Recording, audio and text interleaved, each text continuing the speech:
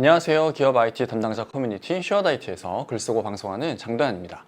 오늘은 불법 소프트웨어 공문 단속 관련 질문을 가지고 왔습니다. 아마 업무하시다가 가끔 이러한 공문을 받아보실 수 있을 텐데요. 그때 어떻게 대처하는 것이 나은지에 대한 방안을 회원분들이 답변으로 많이 남겨주셨습니다. 그럼 어떤 내용이었는지 바로 볼까요? 슈어다이트 묻고 답하기 게시판으로 와서 최신 질문 순으로 정렬을 했습니다. 이 중에서 함께 볼 질문은 바로 이겁니다. 제목은 오토데스크 실사 관련 문의 드립니다 이고요. 그럼 내용을 살펴볼까요? 2022년 11월 31일자로 오토데스크 서브스크립션 라이선스 계약 종료 이후 다른 CAD 제품인 GW CAD로 전사 전환을 완료했다고 하고, 평소 불법 소프트웨어 검출 및 자산관리 솔루션으로 매달 점검을 철저히 하고 있다고 합니다.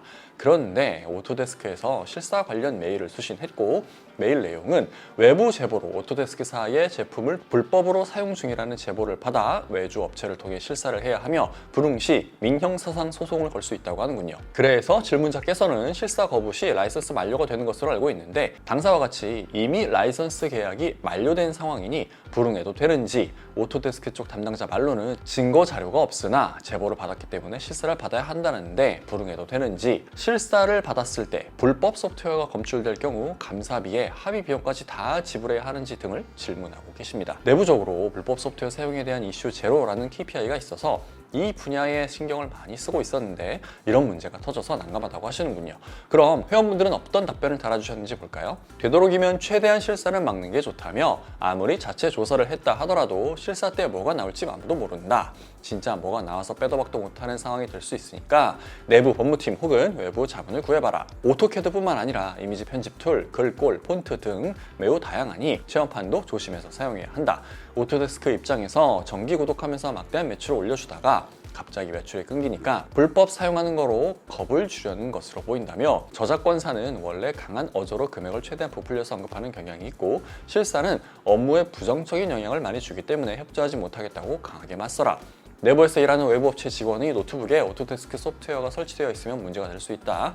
최대한 실사는 받지 않도록 버티고, 진짜 그 업체에서 실사를 하려거든 합리적인 증거를 요구하고 없다고 하면 거부해라. 내부적으로 다시 최근 이력까지 점검하고 캐드 관련 업체의 영업 담당과 대응 방안을 상의해라. 불법 소프트웨어 확인 시 해당 저작권사에서 IP뿐만 아니라 맥 주소까지 확인하는 경우가 있으니까 전 직원 PC의 맥 주소를 미리 확인해서 준비해라. 근래에 오토데스크 영업을 들어왔던 업체가 있다면 그 업체가 찔렀을 거라며, 영업하다 실패하면 오토데스크에 찔러서 공문을 보낸다는 이야기를 업계 사람한테 들었다. 대부분 소프트웨어 사용 약관에 불법 라이선스 실사, 감사 관련 내용이 포함되어 있고, 거기에 동의한 다음 소프트웨어를 사용하기 때문에 거부할 수는 없을 것 같다. 제보의 경우 라이선스 최초 구매 후 추가 구매 이력이 없거나 퇴사자의 제보로 이루어지는 경우가 많으니 실사해주고 깔끔하게 아무것도 없다는 것을 보여주면 될 것 같다. 실사의 강제성은 없으니 불응하고 기업 내부 정책에 따라 결정하면 된다. 그럼 소프트웨어 업체에서도 중도 포기할 수 있는데, 법률 대리인을 통해 법원의 강제 조사권을 받아서 다시 올 경우 어쩔 수 없이 협조해야 한다며, 중요한 것은 내부에 실제 불법 사용이 있냐 없냐이다 라고 답변을 남겨주셨습니다. 회원분들의 답변 내용을 요약해보면, 강제성이 없고 업무에 부정적인 영향을 주기 때문에 최대한 실사는 버티면서 거부하라고 하시고요. 그 이후로 담당자가 모르는 불법 소프트웨어가 튀어나올 수도 있고, 그 경우 진짜 문제가 커질 수 있다 라는 형태로 요약할 수 있겠습니다. 오토데스크, 어도비, 마이크로소프트, 한글과 컴퓨터 등 국내외 많은 소프트웨어 제조사들이 불법 소프트웨어 공문이나 메일을 보내 기업의 전사 PC를 실사해서 불법 소프트웨어를 찾아내고 구매를 종용하는 형태의 영업을 해왔습니다. 과거에는 패키지, 완제품 형태의 연구 라이선스로 소프트웨어를 구매했었다면, 최근 몇 년 새에 연간 구독 형태로 라이선스가 바뀌면서 불법 소프트웨어 공문 영업이 많이 줄어들었다고 들었거든요. 그런데 여전히 있기는 있나 봅니다. 이러한 공문을 받았을 때 대처할 수 있는 방안은 구글이나 네이버에 불법 소프트웨어 공문 단속이라고 검색하면 많은 게시글이 나타납니다.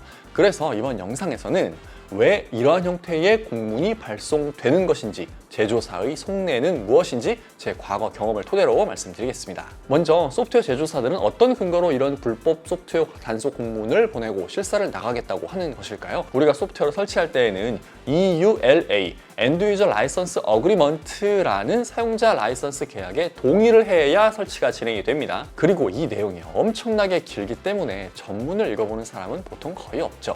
그런데 이 계약 내용에 저작권사의 감사에 관련된 내용이 숨어 있습니다. 지금 보시는 것처럼 오토데스크의 EULA, 율라 내용을 보면 저작권사의 감사를 요구할 권리와 함께 저작권사에게 권한을 부여받은 대리인이 감사를 실시할 수 있다고 나옵니다. 사용자는 소프트웨어를 사용하기 위해서 이러한 계약 내용에 반드시 동의를 해야 하기 때문에 감사를 실시할 수 있는 권한이 있는 것이죠. 그래서 지금 보시는 것과 같은 많은 저작권사가 이러한 공문을 발송하고 있는 것입니다. 그렇다면 소프트웨어 제조사들은 왜 이런 공문을 보내는 것일까요? 과거 패키지 형태의 설치형 라이선스가 주류였던 시절에는 불법 소프트웨어 사용이 개인뿐만 아니라 기업도 엄청나게 많았습니다. 대기업이 아니고서는 불법 소프트웨어를 정말 많이 사용했었죠. 그런데 보통 소프트웨어를 설치할 때는 라이선스 키, 시리얼 키를 요구합니다. 정품을 구매해야 얻을 수 있는 이 키가 있어야지 설치를 진행할 수 있는 것입니다. 그래서 많은 국내외 해커들이 이러한 키 없이 설치할 수 있는 크랙 파일을 제조해서 유통을 했고요. 그 크랙 파일을 어둠의 경로로 구해다가 소프트웨어를 설치해서 공짜로 사용할 수 있었습니다. 제조사들 역시 이런 크랙 파일을 통한 불법 소프트웨어 사용이 만연해 있다는 것을 잘 알고 있습니다. 하지만 개인 사용자는 건드리지 않았죠. 오로지 타겟은 기업 고객이었습니다. 구매력이 개인보다 기업이 훨씬 크기 때문에 제조사 매출에도 큰 영향을 미치기 때문이죠. 그래서 기업들을 대상으로 불법 소프트웨어 사용 근절 캠페인을 진행했었지만 효과가 크지가 않았습니다. 개인적으로 불법 크랙 파일을 구해다가 공짜로 사용하던 사람들이 회사에서도 불법 소프트웨어를 사용하는 것은 자연스러운 현상이라고 볼 수 있습니다. 그래서 제조사들은 기업들이 상당히 많은 수량의 불법 소프트웨어를 사용하고 있을 것이라고 생각했습니다. 이러한 생각 끝에 나온 방법이 이겁니다. 일단 제조사는 최근 몇 년 동안 자사의 소프트웨어 구매 내역을 이렇게 쭉 뽑습니다. 그리고 회사명을 기준으로 전개를 쭉 해요. 그 다음에 신용평가회사로부터 구매한 또 기업 DB가 있거든요. 여기에 있는 DB의 회사명 그리고 구매 내역의 회사명을 매칭을 시킵니다. 그 다음에 기업의 소프트웨어 구매 수량과 기업의 임직원 수를 비교를 합니다. 마이크로소프트 윈도우즈나 오피스 같은 범용 소프트웨어는 직원 한 명당 한 개씩 매칭된다고 보고 A 기업의 구매 수량이 500개인데 작년 직원 수가 700명이다? 그럼 여기는 200개는 불법으로 쓰고 있다 라고 간주하고 공문 발송 대상 리스트에 딱 올립니다. 만약에 어도비라면 디자인 계열의 회사나 에이전시, 광고 대행사, 인쇄, 출판 업종에 속해 있는 그런 기업들을 마찬가지 방법으로 자사의 구매 내역과 일반 기업 DB의 직원 수를 비교해서 구매 수량이 소량이다? 그러면 역시나 공문 발송 리스트에 딱 올리죠.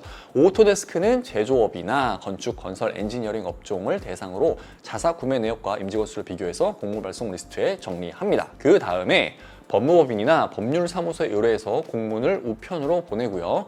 이후 공문 발송 리스트를 제조사와 계약된 총판이나 리셀러에 제공을 합니다. 그럼 이 업체의 담당자들이 공문 발송 리스트를 이렇게 쭉 보고 회사에게 대표 번호로 전화를 걸어서 저는 제조사 법무팀의 누구입니다. 제조사 법제화팀의 누구입니다. 이런 식으로 말을 하면서 공문 받으셨죠? 라고 물어보고 담당자를 연결해 달라고 이야기합니다. 그 다음에 이런 내용의 공문이 발송됐으니까 소명하셔야 되고요. 소명 자료를 보고 충분하다면 그냥 넘어가고 그렇지 않으면 실사를 나갈 수도 있으니 지금 구매 수량이 몇 개인지 물어봅니다. 그리고 만약에 우리가 나가서 실사를 한 다음 불법 소프트웨어가 판명이 나면 정가에 구매해야 하고 대량의 합의금을 지불할 수도 있으니까 지금 마침 딱 제조사에서 진행하는 프로모션이 있으니 이참에 저렴한 금액으로 정품을 구매하셔라. 부족한 수량을 다 구매 안 해도 되고 한 요 정도 수량만 구매하셔도 저희가 제조사에 잘 얘기해서 합의를 해주겠다라는 식으로 영업을 합니다. 그럼 왜 제조사들은 이런 식의 영업을 하는 걸까요? 글로벌 제조사의 경우에 한국 지사들은 매출 목표가 매우 높고 매년 또 성장을 해야 합니다. 그리고 그 목표를 맞춰야만 지사에서 일하는 직원들이 자신들의 월급을 가져갈 수 있어요.